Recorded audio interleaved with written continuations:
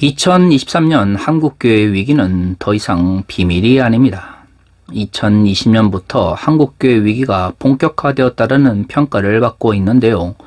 가만히 생각해보면 2020년 팬데믹과 함께 정광훈 사태와 같은 현상들이 한국교회 위기를 드러내고 있었던 것이죠.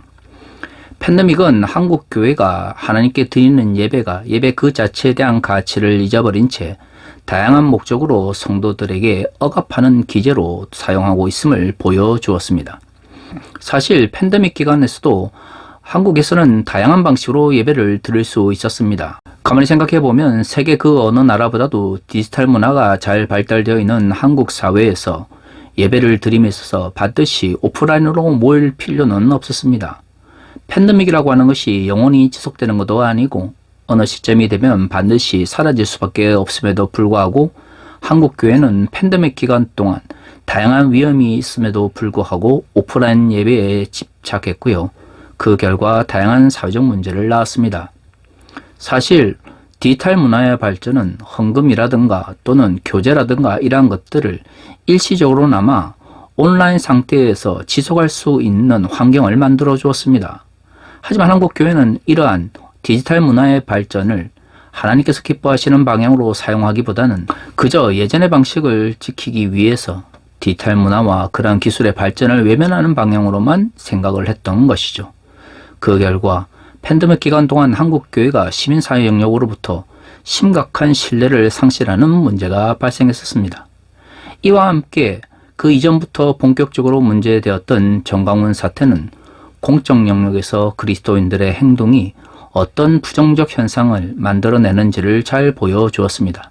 특히 정광훈 사태는 한국의 보수 교회들이 공적 영역에서의 책임의식이 얼마나 부족한지를 잘 드러내었고요. 공적 영역에서 그리스도인들의 행동하는 것이 과연 신앙과 어떤 상관관계를 가지고 있는지를 깊이 생각하게 만드는 중요한 전환점이 되었습니다. 2023년에 한국교회가 맞이하고 있는 위기는 그러한 몰락의 첫 번째 단계에 불과한 것입니다. 특히 공적 영역에서의 그리스도인의 삶의 문제를 고민하지 않았던 기존의 보수 교회들이 2020년을 기점으로 큰 위기에 직면하였음에도 불구하고 위기의식을 느끼지 못하는 것은 더욱더 큰 문제라고 볼 수 있습니다. 정광훈 사태가 발생하고 나서 많은 분들이 저에게 정치신학적인 관점에서 뭐가 문제인지에 대하여 물어보셨습니다. 제가 보기에 정광훈 사태의 가장 큰 문제는 공적 영역에서의 그리스도인의 행동과 종교적 영역에서의 그리스도인의 행동이 서로 다른 의미와 특성을 가질 수밖에 없는데요. 이 양자를 잘 구분하지 못한 데 있습니다. 우리가 이 땅에 살아가면서 가정과 사회는 한 사람이 살아감에 있어서 반드시 필요한 것이지만 가정에서 행하던 것들, 사회적 영역에서 그대로 행할 때 문제가 발생할 수밖에 없다는 것을 우리는 이미 알고 있습니다. 사회를 구성하고 있는 다양한 영역들은 서로 연결되어 있지만 또한 각각의 특성을 가지고 있기 때문에 각 특성을 제대로 이해하지 못한 채 행동했을 때에 문제가 발생할 수밖에 없는 것이죠. 그리스도인의 종교적 삶은 매우 중요한 것입니다. 하지만 종교적 삶이 중요하다고 해서 종교적 영역에서 행하던 행동을 그대로 사회적 혹은 공적 영역에서 반복하게 되면 때로는 문제를 발생할 수밖에 없는 것이죠. 나아가 오히려 종교적 영역에서의 행위를 사회적 영역에서 강요하게 되면 교조주의적인 혹은 교권주의적인 문제로 발전하게 됩니다. 공적 영역에서의 그리스도인의 행동은 믿지 않는 사람들과 구별되어지는 점과 구별되지 않는 두 가지 특징을 가지고 있습니다. 이것을 잘 구분해서 행동을 해야 우리는 공적 영역 혹은 사회적 영역 속에서 하나님의 뜻을 이룰 수 있는 것이죠. 흔히 기독교적 가치를 그리스도인의 삶을 통해서 실현해야 된다라고 가르치고 또한 배워온 것처럼 진정 기독교적 가치를 공적 영역 혹은 사회적 영역에서 실현하기 위해서는 종교적 영역과 공적 영역이 어떻게 다른지 또한 종교적 행위가 사회 속에서 어떤 의미를 가지는지에 대한 진지한 고민들이 반드시 필요합니다. 오늘 우리가 읽은 본문의 말씀은 바울이 골로새 교회를 향한 권면의 가운데 있습니다. 전후 문맥을 읽어보시면 알겠지만 오늘 본문을 말하기 전에 바울은 가정 내에서 아내와 남편의 역할에 대한 이야기를 하고요. 또한 오늘 본문 다음에는 주인과 종의 관계 속에서 어떻게 행동할 건지에 대한 이야기를 말하고 있습니다. 바울의 서신 속에서 그리스도인의 행동에 대해서 이렇게 구체적으로 표현하고 있는 구절도 그렇게 흔하지는 않을 것입니다. 우리가 그리스도인의 행동에 대한 문제를 고민할 때 반드시 오늘의 본문과 또한 전후 문맥을 살펴봐야 하는 것은 구체적인 행위에 대해서 바울이 말하고 있기 때문입니다. 물론 우리가 반드시 여기서 생각해야 되는 것은 바울이 말하고 있는 그리스도인의 행동의 원칙은 당시 로마 사회의 규칙 속에서 형성되었다라고 하는 것입니다. 로마는 기본적으로 가부장적인 가족 제도를 가지고 있었습니다. 그렇기 때문에 오늘 본문 앞뒤를 살펴보면 바울은 아내들에게 남편에게 복종할 것을 이야기하고 있는 것이죠. 2000년 전의 이야기이니 여기서 여성주의를 이야기할 수는 없었을 것입니다. 또한 바울은 남편들에게 아내를 사랑하며 괴롭히지 말 것을 이야기하고 있습니다. 이후에 바울의 가르침에 공통점이 있다면 힘을 가지고 있고 또한 사회적으로 어느 정도 영향력을 가지고 있는 사람들에게는 사랑에 기반한 봉사와 배려를 이야기하면서 또한 힘이 없는 사람들에게는 그들이 반드시 행해야 되는 그 행동을 행함에도 불구하고 중요한 것은 성실함과 진실함으로 행할 것을 이야기하고 있는 것이죠. 오늘 우리가 읽은 본문 앞에 22절에서 바울은 이렇게 이야기합니다. 종들아, 모든 일에 육신의 상등들에게 순종하되 사람을 기쁘게 하는 자와 같이 눈가림만 하지 말고 오직 주를 두려워하여 성실한 마음으로 하라. 로마는 기본적으로 노예 제도를 기반으로 형성되었던 사회입니다. 많은 그리스도인들이 성경에서 주인과 종의 관계 속에서 권면을 바라볼 때에 아내와 남편의 문제처럼 사적 영역의 문제라고 생각을 합니다. 하지만 로마는 노예 제도를 기반으로 형성된 사회였고요. 그러한 사회 속에서 노예하는 역할 중 가장 중요한 것은 경제적인 이익을 만들어내는 것이었습니다. 농사를 지어서 이익을 만들어내던 아니면 상업적 환경 속에서 가장 밑바닥에서 고생을 하던 노예가 로마에서 필요했던 것은 경제적 문제를 해결하기 위한 것이었죠. 그러니까 주종의 문제에 대하여 바울이 말을 한다고 하는 것은 단순히 집에서 가정일을 돌보는 주종의 문제가 아니라 경제적 영역 속에서 주인과 종으로서 만난 사람들이 어떻게 서로 행동해야 되는지에 대해서 말하고 있다고 볼 수 있는 것입니다. 그렇기 때문에 오늘 우리가 읽은 본문의 말씀은 단순히 개인적 영역의 문제가 아니라 공적 영역에서 만난 사람들이 서로에 대해서 어떻게 바라보고 또한 그리스도인들이 이에 대해서 어떻게 행동해야 되는지에 대해 말하고 있는 것이죠. 바울은 종들에게 하나님께서 그들을 바라보시고 또한 그리스도께서 그들의 행동을 살펴보시는 것처럼 진실되게 행동할 것을 말합니다. 그리고 오늘 본문 23절, 24절, 25절에서 이렇게 말하고 있는 것이죠. 무슨 일을 하든지 마음을 다하여 주께 하듯 하고 사람에게 하듯 하지 말라. 이는 기업의 상을 주께 받을 줄 아나니 너희는 주 그리스도를 섬기느니라. 불의를 행하는 자는 불의의 봉을 받으리니 주는 사람을 외모로 취하심이 없느니라. 22절과 23절에서 알 수 있는 것처럼 종으로 팔려온 사람들에게 그리스도인으로서 주인에게 최선을 다할 것을 이야기하고 있습니다. 단순히 종으로서 팔려왔기 때문에 어쩔 수 없이 일을 하는 것이 아니라 그리스도를 주라 고백하는 것처럼 또한 그 그리스도께서 우리의 삶을 지켜보는 것처럼 신실하고 진실되게 행동하고 일할 것을 이야기하고 있는 것이죠.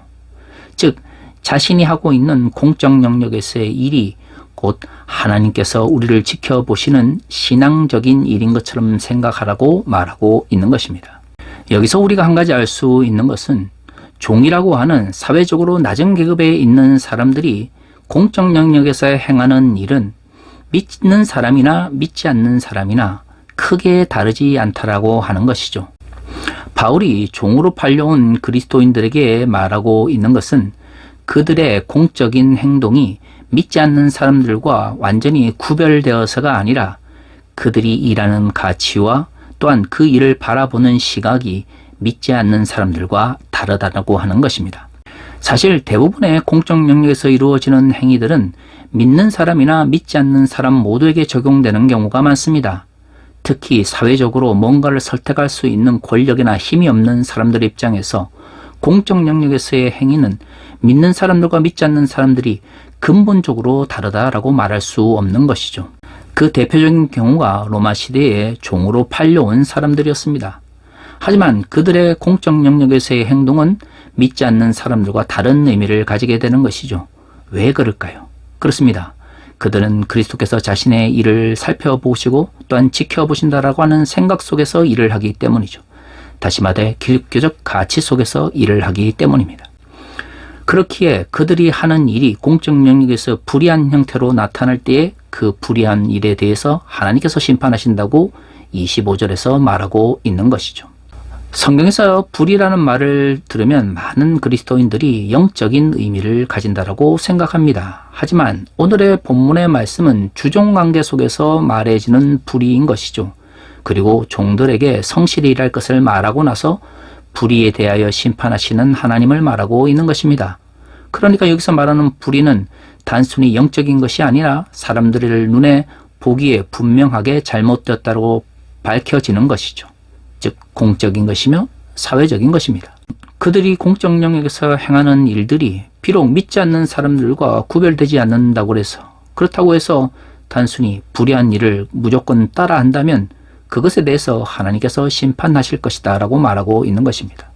외모로 판단하지 않으신다라고 하는 것은 그 사람이 잘생겼느냐, 키가 얼마나 크냐가 아니라 그가 속해 있는 계급이나 사회적인 인식 속에서 어떤 행동을 할 때 사람들은 거기에 영향을 받지만 하나님은 그들이 어떤 마음을 가지고 공적 영역 속에서 행동하며 또한 경제적 영역 속에서 일을 했는지를 바라보신다라고 하는 말입니다. 그렇다면 우리는 여기서 한번 생각해 볼 수 있습니다. 공적 영역에서 그저 믿지 않는 사람들과 믿는 사람들은 아무런 차이가 없느냐 하는 것이죠. 하지만 오늘의 본문 다음에 있는 4장 1절을 보면 공적 영역에서도 믿지 않는 사람들과 구별되어지는 믿는 사람들의 행동이 있습니다. 4장 1절은 이렇게 이야기합니다. 상전들아, 의와 공평을 종들에게 베풀지니 너희에게도 하늘의 상전이 계심을 알지어다.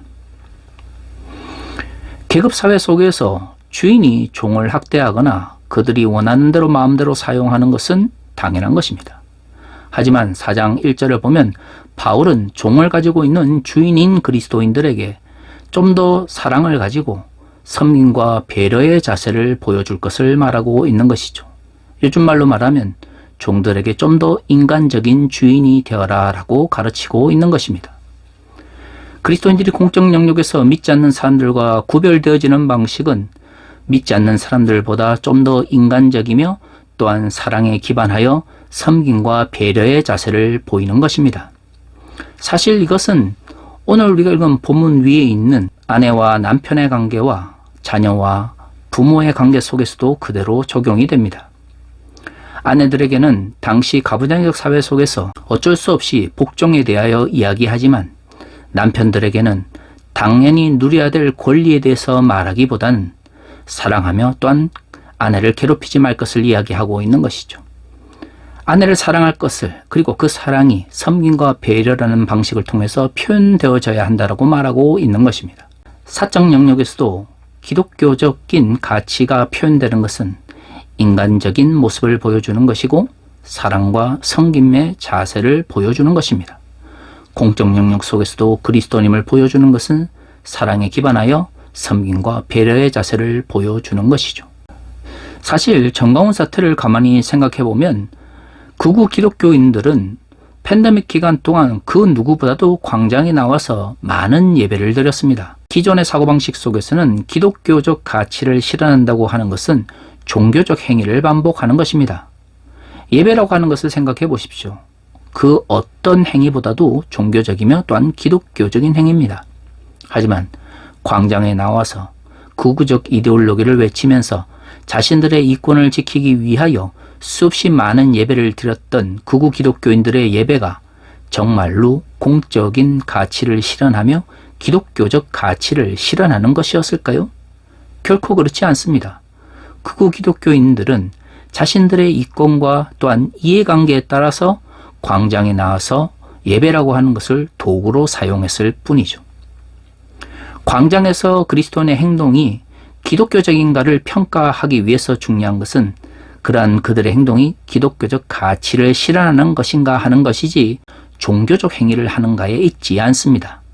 그럼에도 불구하고 많은 그리스도인들이 공적 영역에서 그리스도인들의 행동이 믿지 않는 사람들과 구별되어지기 위해서는 좀 더 종교적인 행위와 또는 종교적인 형식을 갖추어야 된다라는 착각에 빠져 있는 것이죠. 그러다 보니 오히려 공적 영역에서의 종교적 행위가 다른 사람들에게 피해를 줌에도 불구하고 그것이 오히려 기독교적이다라는 착각을 가지고 있습니다. 광장이나 길거리처럼 다른 사람들과 함께 만나는 공적이며 사회적 영역 속에서 종교적 행위를 반복하는 것이 기독교적 가치를 실현하는 것이 아닙니다. 그래서 우리는 공적 영역에서의 그리스도인의 행동을 생각할 때 두 가지를 반드시 기억해야 합니다.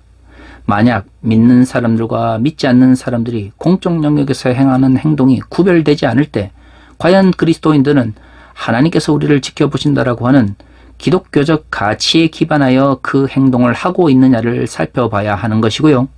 또한 믿는 사람들과 믿지 않는 사람들이 공적 영역에서 분명하게 구별되어지는 것은 믿는 사람들이 믿지 않는 사람들보다 더욱 인간적이며 더욱 사랑과 겸손과 배려에 기반해서 다른 사람들과 구별되어지는 행동을 하는 것입니다. 그렇다면 그리스도인의 공적 가치는 바로 기독교적 가치를 실현하고 있는지, 그리고 그러한 가치를 가지고 우리가 행동하고 있는지에 좀 더 집중해야 하는 것이 얼마만큼 종교적 행위를 반복하고 있는지에 집중되어서는 안 됩니다.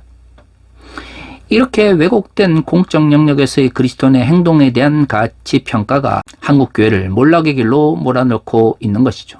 사랑하는 성도 여러분, 이제는 우리가 그리스도인의 행동에 대하여 집중해야 합니다. 공적 영역에서의 그리스도인의 행동들이 어떤 사회적 의미를 가지고 있는지, 동시에 그것은 어떤 기독교적 가치를 실현하고 있는지에 대해서 고민하며 하나님께서 우리에게 맡기신 사명을 공적 영역 속에서 감당하기 위하여 어떤 공적 책임에 대해서 인식해야 되는지를 고민해야 하는 것이죠.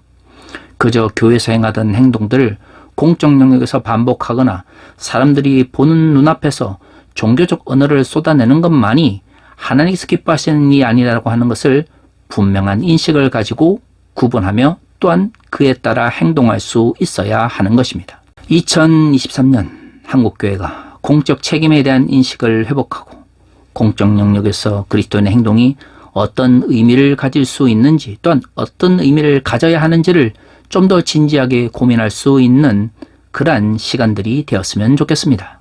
다시 기도하겠습니다.